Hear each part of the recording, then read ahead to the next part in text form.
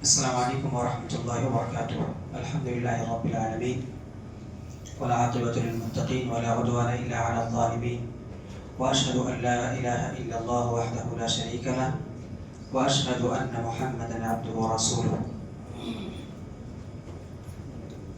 قال الله تبارك وتعالى ان هذا القرآن يهدي للتي هي اقوم ويبشر المؤمنين الذين يعملون الصالحات ان لهم اجرا كبيرا.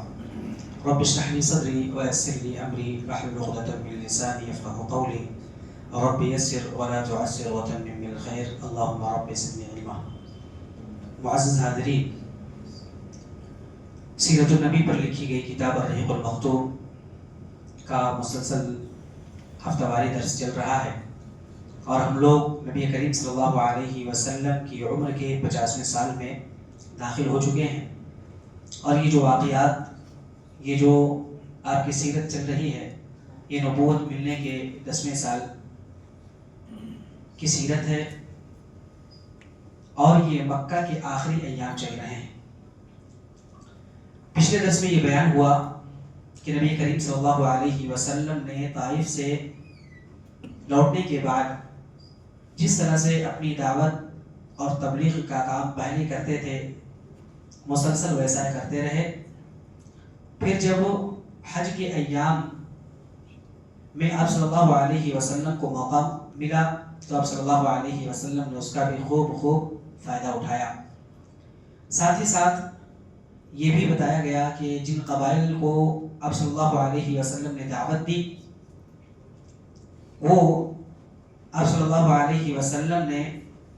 جن قبائل کو دعوت دی، وہ قبائل آپ کی دعوت پر لبیک کہنے کی بجائے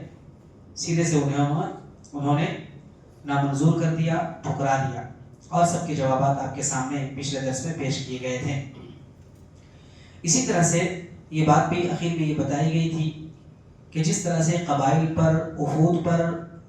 اور باقاعدہ ایک پورے گروپ پر آپ صلی اللہ علیہ وسلم نے دعوت کو پیش کیا، دین اسلام کو پیش کیا،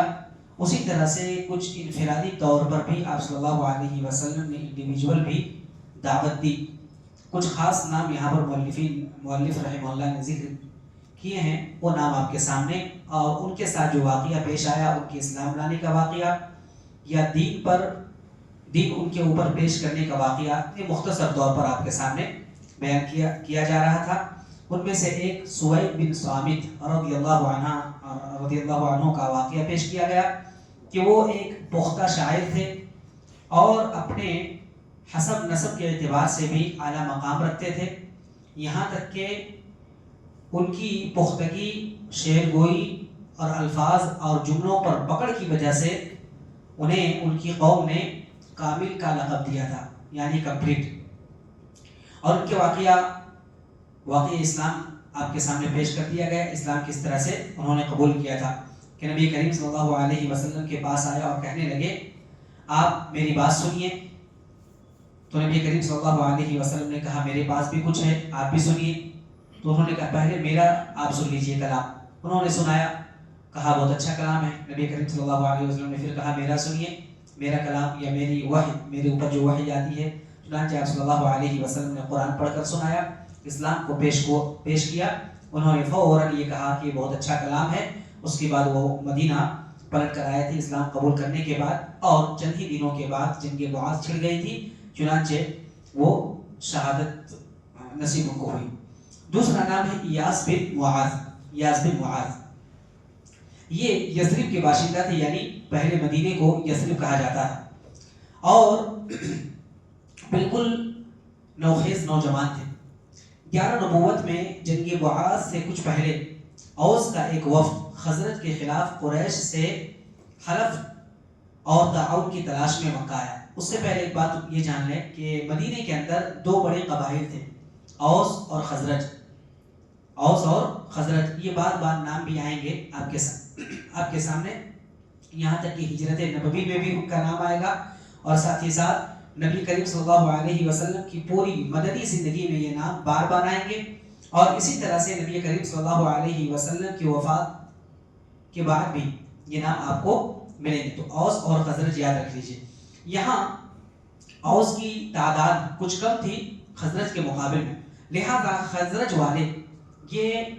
دونوں میں آپس میں انبن ہوتی تھی، لڑائیاں ہوتی تھی، لہذا اوس والے کم ہونے کی وجہ سے زیادہ تر ان کو شکست ہوتی تھی۔ لہٰذا یہ لوگ مکہ آئے، کیوں آئے؟ مکہ میں تاکہ قریش کے لوگوں سے کچھ مدد لے لیں، تاکہ ان کی مدد سے، ان کے تعاون سے وہ خزرج والوں کے خلاف کوئی بھی معرکہ لڑ سکتے ہیں۔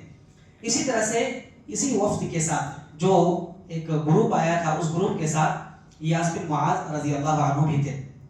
اس وقت ان دونوں قبیلوں کے درمیان، اوس اور خزرج کے درمیان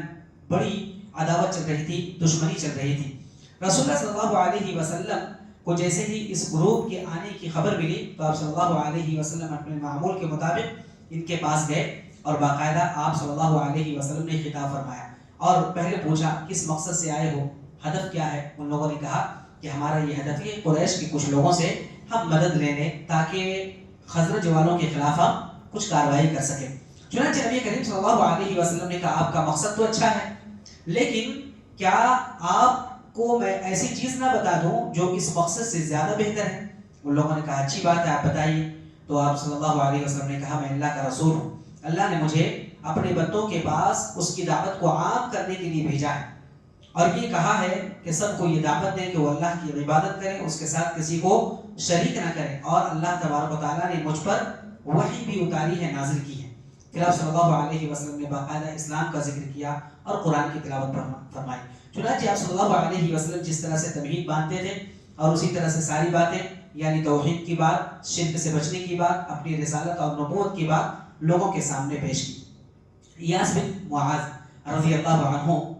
کا دل اللہ رب العالمین نے کھول دیا تھا، شرح صدر کر دیا تھا، لہٰذا انہوں نے اپنی قوم سے کہا یہ تو بڑی اچھی بات ہے، جو مقصد ہم لے کر کے آئے تھے اس سے ایک بہتر مقصد ہمیں مل رہا ہے۔ لیکن وفد میں، گروپ میں ایک شخص تھا ابو الحیثر، انس بن رافع جس کا نام تھا، وہ ایک مٹھی ایسے مٹی لیتا ہے اور یاس بن معاذ کے منہ پر دے مارتا ہے اور کہتا ہے یہ سب بات چھوڑو، ہم جس مقصد کے لیے آئے ہیں اس مقصد کے میں ہمیں مکمل کرنا، اس مقصد کو مکمل کرنا، اس میں کامیابی حاصل کرنی ہے۔ یاس بن معاذ رضی اللہ عنہ نے خاموشی اختیار کی اور رسول اللہ صلی اللہ علیہ وسلم بھی ان کی انبن دیکھ کر کے، ان کے درمیان جو جھڑپ ہو گئی تھی، اختلاف ہوا تھا، وہ دیکھ کر کے آپ صلی اللہ علیہ وسلم دعوت پیش کرنے کے بعد وہاں سے آپ صلی اللہ علیہ وسلم اٹھ گئے۔ اس کے بعد جس مقصد سے یہ لوگ آئے تھے، یعنی قریش کے لوگوں سے تعاون کے لیے، باقاعدہ ان لوگوں نے بات چیت کی، لیکن یہ تعاون والا معاملہ، معاہدہ کامیاب نہیں ہوا اور یہ لوگ مدینہ واپس چلے گئے۔ مدینہ جب پلٹے تو تھوڑے ہی دن بعد یاس بن معاذ بھی ساتھ چلے گئے، حالانکہ ان کی صراحت اسلام ان کے اوپر پیش کیا گیا اور ان کے ساتھ ان کے قبیلے والوں کے اوپر بھی پیش کیا گیا، لیکن اسلام قبول کرنے کی صراحت نہیں، چونکہ یہ وفد آنے کے بعد، یعنی گروپ آنے کے بعد یاس بن معاذ کا تھوڑے ہی دن کے بعد انتقال ہو گیا تھا، لیکن وفات کے وقت ان کی زبان پر تحلیل تھی، یعنی وہ لا الہ الا اللہ کا اقرار کرتے تھے، اسی طرح سے اللہ اکبر اور اسی طرح سے حمد و ثنا اور تمحید، الحمدللہ، سبحان اللہ، یہ سب الفاظ ان کی زبان پر جاری تھے، جس کی وجہ سے مؤلفین نے یا اسی طرح سے مورخین نے کہا ہے، سیرت نگاروں نے، کہ ان کا اسلام محقق ہو جاتا ہے، یعنی اسلام ثابت ہو جاتا ہے، یعنی ان کی وفات اسلام پر ہوئی۔ یہ ایک تھے یاس بن معاذ۔ اسی طرح سے ایک بہت ہی مشہور صحابی رسول اور جن کے واقعات بار بار ہم دیکھتے ہیں اور جو راوی حدیث بھی ہے، بہت ساری روایتوں کو انہوں نے ہم تک پہنچایا ہے، ان کا امت کے اوپر باقاعدہ احسان ہے، جس طرح سے ابو ہریرہ رضی اللہ عنہ راوی حدیث ہیں، اور ان کا احسان امت پر ہے کہ نبی کریم صلی اللہ علیہ وسلم کی انہوں نے حدیثوں کو، آپ صلی اللہ علیہ وسلم کے اقوال کو ہمارے درمیان پیش کیا ہے۔ صحابہ کرام میں سے ابو ہریرہ رضی اللہ عنہ کا جو درجہ ہے وہ کسی سے مخفی نہیں، اسی طرح سے ابو ذر غفاری رضی اللہ عنہ، یہ مشہور صحابی رسول ہیں، یہ مدینے کے اطراف میں رہتے تھے، اضلاع میں، سمجھ لیں ابھی کے اعتبار سے اضلاع میں دور دراز رہتے تھے۔ جب سوید بن ثابت جن کا ذکر پیچھے گزرا ہے اور یاس بن معاذ، یہ دونوں مدینے کے تھے، یہ لوگ جب یثرب میں یعنی مدینے کے اندر رسول اللہ صلی اللہ علیہ وسلم کی بعثت کی خبر کہ آپ ایک رسول بنا کر بھیجے گئے، نبی بنا کر بھیجے گئے، جب پہنچی تو ابو ذر غفاری رضی اللہ عنہ کے کان سے بھی یہ ٹکرائی، چونکہ یہ لوگ باقاعدہ وہاں پر مکے کے اندر اسلام کی دعوت کو سن کر کے آئے تھے،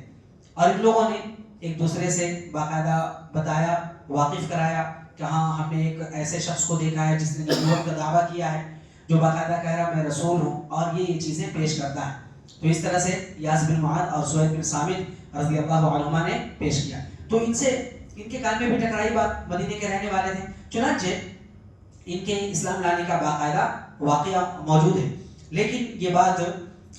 مورخین نے بیان کی ہے کہ یہی جو سبب ہے، دوسرے لوگ جو اسلام قبول کیے تھے، یہی سبب بنا کہ ان کو اسلام کی طرف راغب کرنے کا، یہ اسلام قبول کرنے کا۔ اور جہاں تک تفصیل کی بات ہے تو صحیح بخاری میں اور دوسری حدیث کی کتابوں میں باقاعدہ اس کی تفصیل اور اس کی ڈیٹیل موجود ہے۔ راوی حدیث عبداللہ بن عباس رضی اللہ عنہما ہے، کہتے ہیں کہ ابو ذر غفاری رضی اللہ عنہ نے باقاعدہ اپنا خود واقعہ سنایا ہے، کہا کہ میں قبیلہ غفار یا قبیلہ غفار کا ایک آدمی تھا۔ مجھے جب معلوم ہوا کہ مکے کے اندر ایک آدمی ایسا ہے جو اپنے آپ کو نبی کہتا ہے، میں نے سمجھا کہ تلاش کیا جائے، معلوم کیا جائے، چنانچہ اپنے ایک بھائی کو بھیجا اور کہا تم اس شخص سے ملو، باقاعدہ اس شخص سے ملو اور اس کے بارے میں جانکاری لے کر کے میرے پاس آؤ اور اچھی خبر لانا، بہتر طریقے سے سرچ کر کے، ریسرچ کر کے اور اسی طرح سے اچھی طرح سے تحقیق کر کے آؤ۔ باقاعدہ وہ ان کے بھائی گئے اور ملاقات کرنے کے بعد واپس آئے۔ جب ابو ذر غفاری رضی اللہ عنہ نے پوچھا اس آدمی کے بارے میں کیا خبر لائے ہو، تو انہوں نے کہا کہ اللہ کی قسم میں نے ایک ایسا آدمی دیکھا ہے جو بھلائی کا حکم دیتا، صرف بھلائی کا حکم دیتا ہے اور برائی سے روکتا ہے، بس اتنی بات کہی۔ تو انہوں نے کہا ابو ذر غفاری رضی اللہ عنہ نے یہ کوئی تحقیق والی بات نہیں، مکمل باقاعدہ اس کی ذات کے بارے میں، اس کے اقوال کے بارے میں، اس کی عادت کے بارے میں تمام چیزیں مجھے جاننی تھی۔ اب مجھے تسلی نہیں ہوئی، تشفی بخش تم نے جواب نہیں دیا۔ چنانچہ ابو ذر غفاری رضی اللہ عنہ کہتے ہیں جب مجھے تسلی نہیں ہوئی تو میں خود توشہ لے کر کے اور ایک ڈنڈا اٹھایا، ایک ڈنڈا لیا اور اسی طرح سے توشہ لیا اور باقاعدہ مکے کی راہ پر چل پڑا۔ وہاں جب پہنچا تو نبی کریم صلی اللہ علیہ وسلم کو چونکہ میں پہچانتا نہیں تھا، لہٰذا میں نے چاہا کسی سے پوچھ لوں، لیکن کس سے پوچھوں؟ اگر کسی سے پوچھوں ایسا نہ ہو کہ میرے اوپر خطرہ ہو جائے، اس لیے میں نے سمجھا کہ بہتر ہے کہ کچھ نہ پوچھا جائے، خاموشی اختیار کیا جائے۔ اب کھانا پینا اور توشہ بھی ختم ہو گیا، چنانچہ کہتے ہیں کہ میں نے زمزم کا پانی پیا اور اسی طرح سے مسجد زمزم کا پانی پیتا اور اسی طرح سے مسجد میں پڑا رہتا، کوئی اور دوسرا کام نہیں تھا۔ آخر کار ایک مرتبہ حضرت علی رضی اللہ عنہ میرے پاس سے گزرے۔ حضرت علی رضی اللہ عنہ نے کہا اجنبی معلوم ہوتے ہو؟ کہا ہاں میں اجنبی ہوں۔ چنانچہ کہا میرے ساتھ چلو، میرے گھر چلو، اور حضرت علی رضی اللہ عنہ ان کو گھر کی طرف ساتھ میں لے چلے۔ ابو ذر غفاری رضی اللہ عنہ کہتے ہیں میں گھر کی طرف جا رہا تھا، حضرت علی رضی اللہ عنہ کے ساتھ ساتھ انہوں نے مجھ سے کچھ نہیں پوچھا کہ اس مقصد سے آئے ہو، کیا لے کر آئے ہو، کہاں سے آئے ہو، کیا کام ہے، کچھ بھی نہیں پوچھا اور میں نے بھی کچھ نہیں بتایا۔ لہٰذا وہ اپنے گھر لے گئے، باقاعدہ وہاں پر کھلایا پلایا اور آرام کیا۔ پھر اس کے بعد میں واپس آ گیا حرم، مسجد حرام واپس آ گیا۔ پھر میں نے سوچا کسی سے پوچھ لوں، لیکن کوئی ایسا آدمی نہیں ملا جس سے نبی کریم صلی اللہ علیہ وسلم کے بارے میں پوچھا جائے۔ چنانچہ پھر دوسرے دن حضرت علی رضی اللہ عنہ کا گزر ہوا، دوسرے دن بھی حضرت علی رضی اللہ عنہ نے کہا شاید آپ اپنے مقصد میں کامیاب نہیں ہوئے۔ ابو ذر غفاری رضی اللہ عنہ سے کہا آپ جس مقصد سے آئے ہو آپ کو کامیابی نہیں ملی۔ ابو ذر غفاری رضی اللہ عنہ نے کہا بالکل صحیح،